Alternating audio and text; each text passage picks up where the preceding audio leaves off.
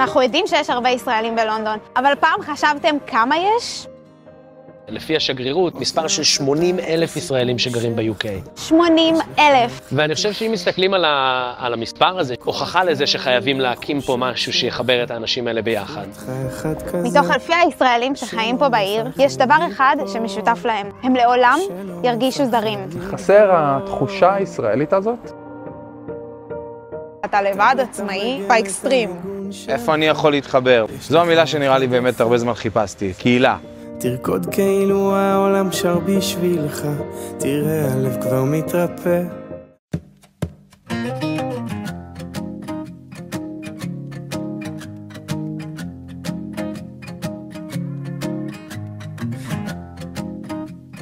היי, אני פליקס, אני עובד פה באמזון בתור אנליסט, בת זוגתי הביאה אותי לפה.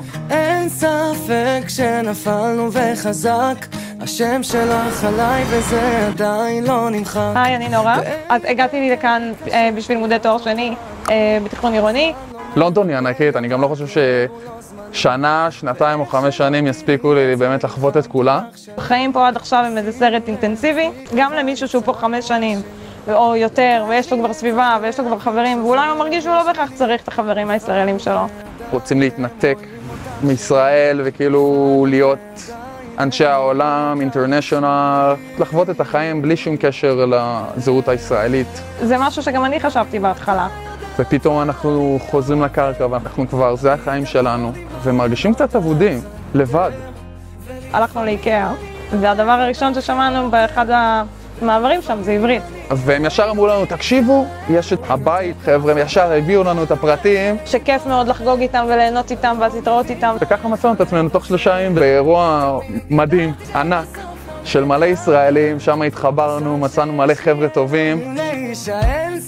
הבית ממשפחה לחברים, לתרבות, לשנייה לחזור לישראליות שבנו. זה עושה לי את לונדון יותר ביתית ויותר שלי. בונים את הקהילה.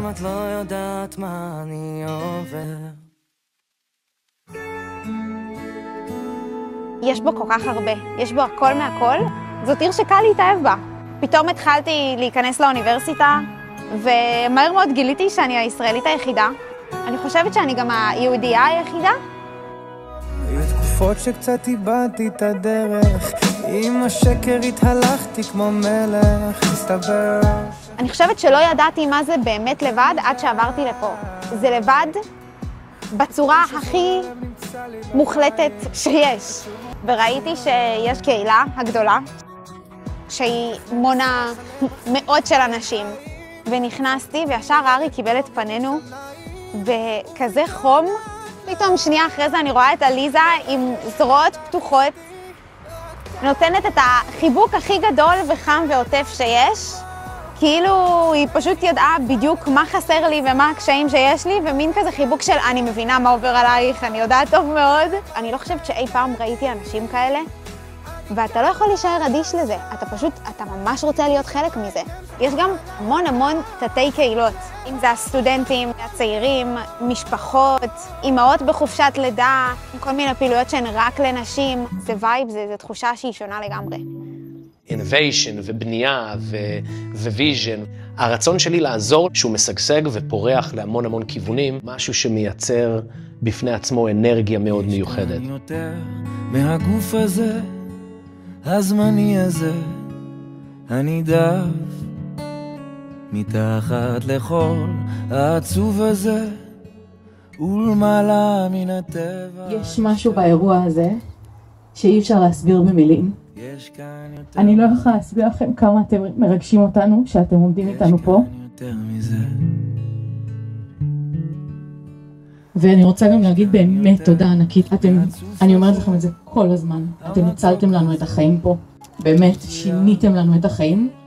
מתחת לכל האיפור הזה, כל אחד מאיתנו היה לו איזושהי דרך מאוד מעניינת עם הזהות היהודית שלנו כשגדלנו במקומות שונים. זו זכות ענקית לבוא ולהגיד, אני חלק משבט, שבחרנו כן לעשות את זה חתונה יהודית, כי הוא מכיל כל אחד ואחת מהקהילה שלנו. תודה רבה רבה רבה. יש בי יותר מזה, יש בי יותר מזה.